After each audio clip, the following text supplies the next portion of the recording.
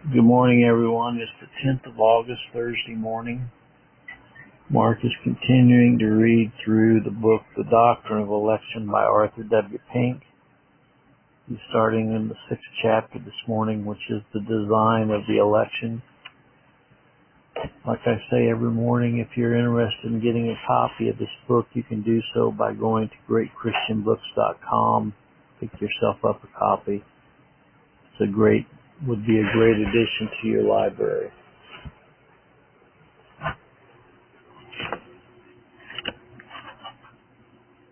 Doctrine of Election, Chapter 6, Part 1. This Chapter 6 is designed. The last chapter we have sought to go right back to the very beginning of all things and trace up the order of God's counsel and connection. Eternal election and eternal decree and election. So far as they are revealed in Holy Writ, now we shall seek to approach it with our thoughts towards the future and contemplate God's grand design, or what it will ordain His people unto.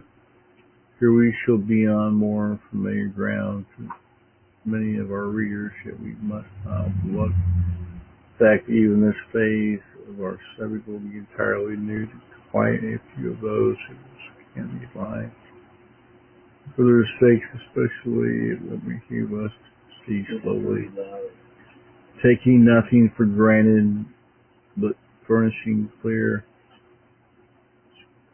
scriptural proof for what we advance. That which is to be before us is expressly blessed, so that it may please God to quicken the hearts of both writer and reader, that we may actually rejoice and adore. God's design in our election was that we should be holy according as He has chosen us before Him.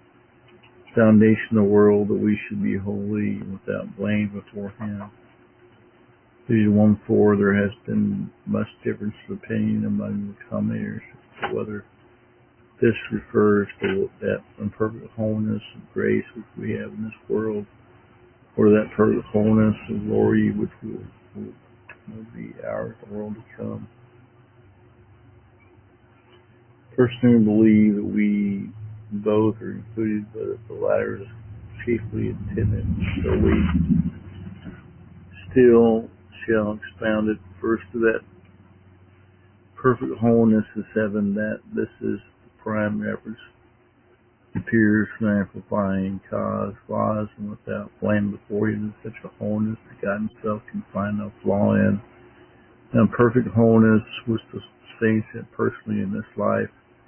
Though it be a wholeness before God in truth and sincerity, yet it is not one without blame. It is not one God can full delight in. Second is, God hath ordained us to perfect wholeness in the world to come, so He hath ordained us to show wholeness in this world, or else we shall never come to heaven unless we be made pure in heart. Here we shall never see God there, wholeness, the image of God upon the soul, a likeness to Him which makes us capable of communion with Him. Therefore the apostle declares that we should follow wholeness without which no man shall see the Lord, in Hebrews 12:14. Reason is the foundation of learning, no man being able to attain it unless he gets reason. So we cannot reach the glory of heaven unless the principle of wholeness be divinely communicated to us. Therefore, as God's first design, our election was that we should be whole before Him. So now make this our paramount concern here too, is solid comfort for those who find dwelling sin to be their heaviest burden. Though thy wholeness be most perfect in this life, yet is it the earnest of perfect wholeness of life to come. Wholeness must needs be the fruit of our being chosen in Christ. For it is essential to our having a being in Him. It would be a contradiction in terms to say that God chose a man to be in Christ and did not make him to be holy. God ordains a man to be in Christ, and He ordains him to be a member of Christ in our conformity Between head members, election and grace was given to Christ as his spouse. Husband and wife be of the same kind and image. Adam was to have a wife, she must be the same species. None of the beasts was fit to be a partner for him. God brought them all before him. But among them all, for Adam was not found to help meet for him, Genesis 2:20, because they had not the same image.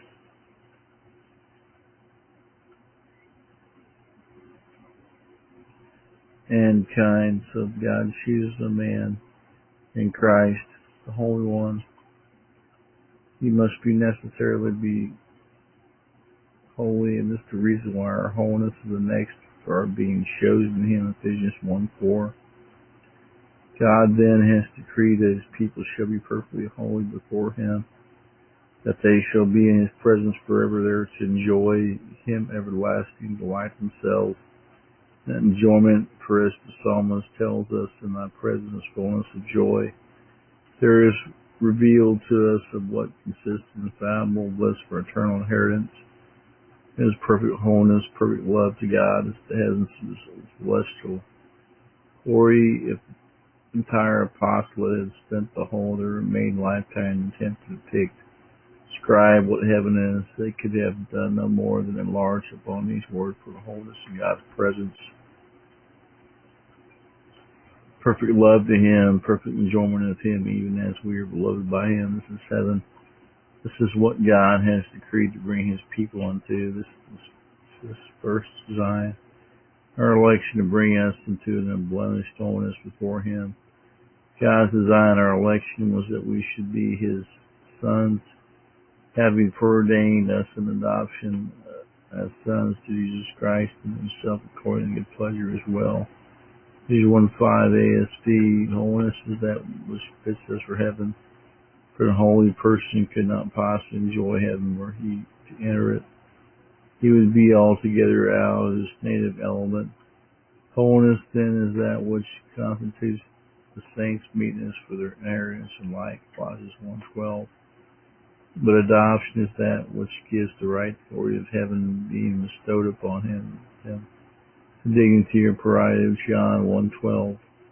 As we have pointed out on other occasions, the last two words of Ephesians 4 being proper to verse 5, and love having predestinated us unto the adoption, God's love unto his dear children, God's love unto his dear Son was so great that having chosen us in him, his heart went out toward us as one with Christ, and therefore did he ordain us into this further honor and privilege, this agrees perfectly with the whole manner of love the Father hath bestowed upon us, that we should be called the sons of God, 1 John 3:1.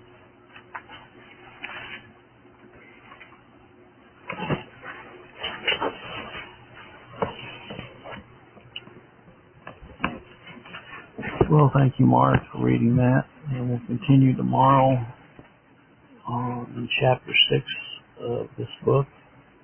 I hope you have a good day today, and never forget that God is the author and finisher of our faith. God bless.